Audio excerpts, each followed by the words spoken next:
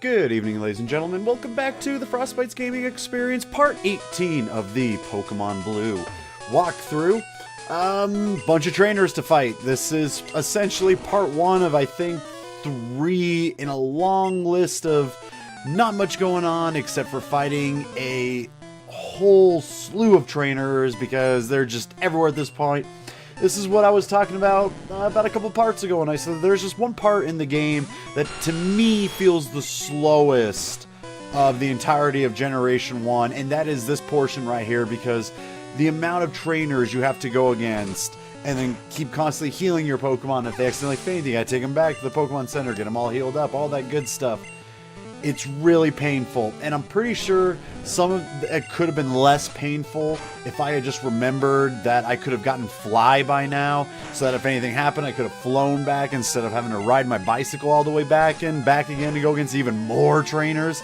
I'm not exactly sure, but yeah, it feels something like, and I don't know if it's even the right amount, it might even be more or less around like the 25 to 30 area.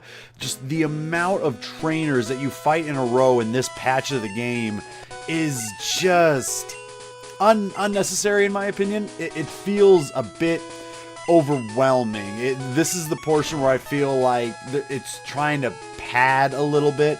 It's trying to make the game a little bit longer than it needs to be. It did not need to be this many trainers in one sitting, I think. Now, it's good in the sense that obviously the amount of experience you get by going against these trainers is miles better than if you had less trainers to go against and then had to go out of your way and do a bunch of wild battles to get yourself caught up in levels. That said, you know, obviously you just tweak the levels that the gym leader Pokemon have and everything else from there onward to, you know, reflect that.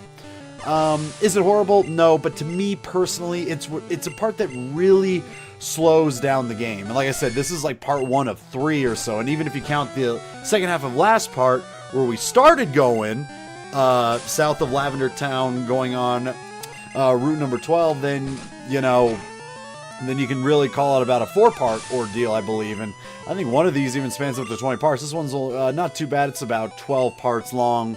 And I can't remember exactly why I cut it that short, except for maybe it was just to like get it so that it's like, oh, you know, it's this long, like 12 parts, something like, you know, 12-minute part, something like that, and then the next one's only like 12 minutes, so then the last one could be 20 minutes. I don't know. But anyway, so technically right now we are on route number 13. Just by getting down that little bit, you might have been able to notice as I was going down south that there was a small little like frame that it like cuts before going to the new area, and that's where route number 13 happens. It's where you just get to the bottom portion of going south and you head on towards the west, and that does lead to some different percentages of Pokemon and some new Pokemon that we can run into in that patch of grass that we just saw right before going against this trainer.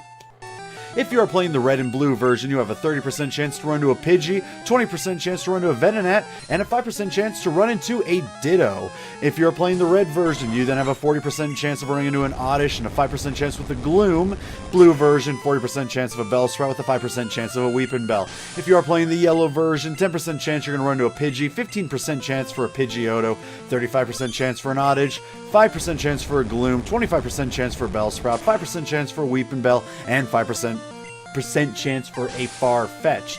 Once again, you can go out of your way to surf on the water to the side of you, and once again, I've only got the stats for yellow: 95% chance for a Slowpoke, 5% chance for a Slowbro. And if you're out on your way fishing, guess what? If you have an old rod, you're still going to get nothing but a Magikarp, because that's all you can get with an old rod, I guess.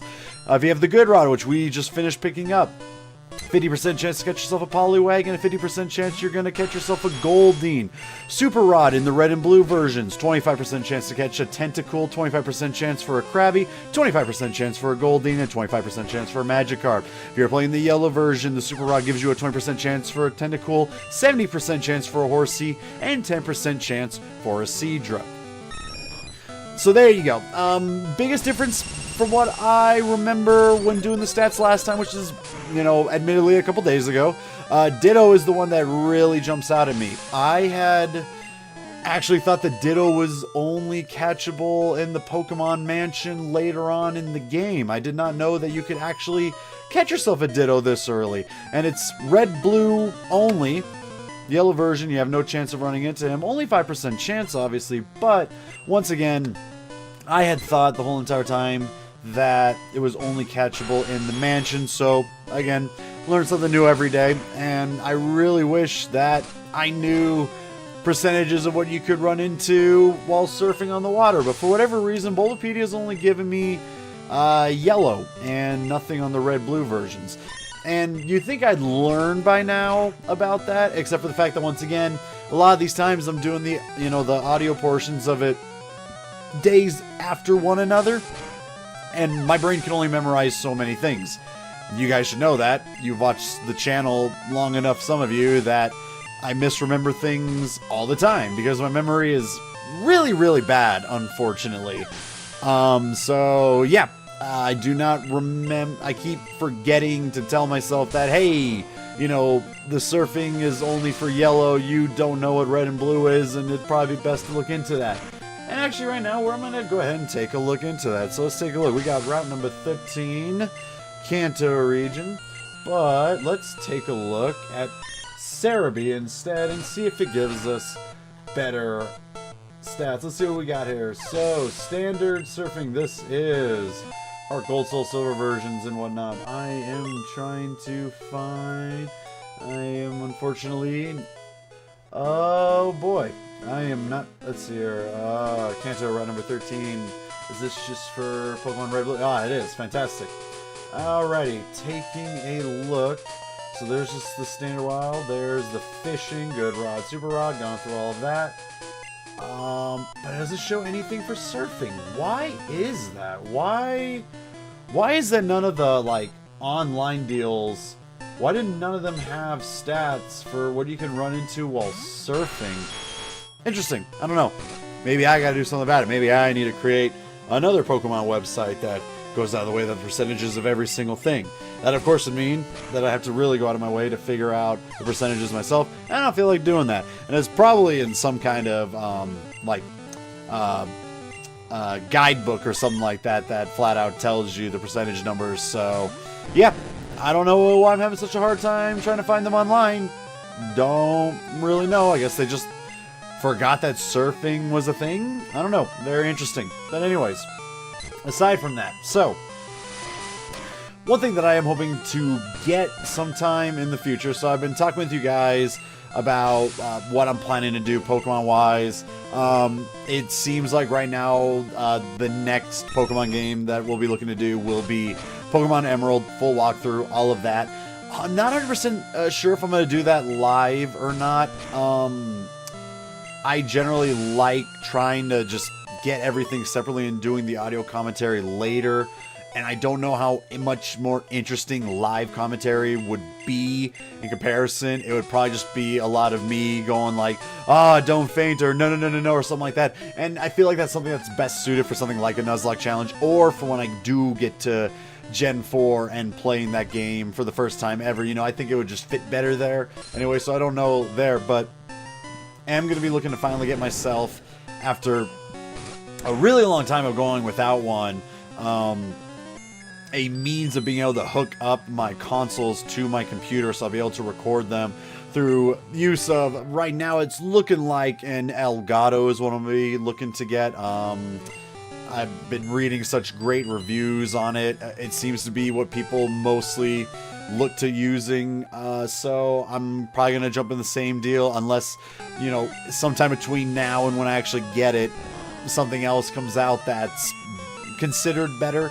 I'm hoping to be able to get one probably by next month if all goes well. It really depends on how much it's going to cost me to get some stuff fixed up on my car. I'm getting very, very squeaky brakes, so I got to see how much that's going to cost me, along with some other stuff that I got to get checked out on my car as well. So I'm hoping by next month I'd be able to finally afford an Elgato or just some means of being able to hook up my consoles to be able to venture out of Steam and do other games that I have been meaning to do for the channel. Also, be able to get the budget to where not only can I get that, but also hopefully a Nintendo Switch before the new generation of Pokemon comes out, because that'd be another one that I would definitely like to play and record live. That one I would probably record live and just upload on YouTube like usual. I do know that for Gen 4, I do want to play it on Twitch as well for fun. I don't know if I would do that for the Nintendo Switch. I might just look to just record that separately and upload that on YouTube. Not 100% sure, but I know that there's a number of games I want to do. I definitely have been wanting to do Kingdom Hearts as of late, because I've been really getting into that game with Kingdom Hearts 3, due to come out now, January of 2019. We got some ways away to go into that. That one I don't know if I'm gonna play like the minute it comes out, like for the channel. It really depends on what all is going on. But I would like to eventually get to playing Kingdom Hearts for the channel at some point, and it's one of those where it's like, well, gotta go out of my way and get myself an Elgato then. Like, there's no other way around it. And yeah, I don't know, just kind of getting like a general idea of like where I want the channel to be moving forward, because it's crazy for me to think about that. I'm already pretty much 3 months back into YouTube, started up again back in March, and what I've been using as like momentum to build into like what I'm really getting into with the channel. It's starting to hit that point where I'm like, okay, we're starting to really get to where it's like the things that I really want to do and have been wanting to do for some time by now. So I'm looking to hopefully get the ball rolling on that. Like I said, within about the next month or so is what the goal is of getting the Elgato in order to do more console style games. Excuse me. And other just, you know, things that just sound fun, because again, Steam can only do so much. And again, I've been doing Pokemon via emulators for the time being, and eventually it's like I got to get back to doing console gaming, and I can't do it via the DVDs the really old school way, because obviously it can only record at like 480p, and then trying to get that into 1080, it just looks god awful, unfortunately. And it was basically like, you know, it's time for an upgrade, and it looks like the Elgato is going to be that, so I could finally, and once again, just get back to more console gaming stuff as best I can, because they don't all release them onto Steam, and I don't know, it's just something that I've been really meaning to get back into for a while now. So again, hopefully, and again, I don't know, because I do want to finish up this series. First and foremost, I do want to continue with how I've been doing the channel, of just doing one game at a time instead of trying to do multiple games at a time. It's just so much easier on me, and there's like less I have to really worry about. And again, I think it's going to be easier once I don't have to do post commentary for the time being, you know, once this is over with, because again, live, you just do it, boom, bam, get it on YouTube and all that good stuff. So like I said, hopefully within about the next month or two, I will be getting back to being able to do more console style stuff. So with that said, if there's any other games that you guys would like to see me play that is more console and not on Steam, or has any other means of playing on the computer, let me know, and I'll, you know, see if it's already a game that I have, or see if it's a game that I'm able to pick up. But that's going to do it for this part, ladies and gentlemen. I do hope you enjoy the rest of your evenings, and I'll catch you guys in the next part.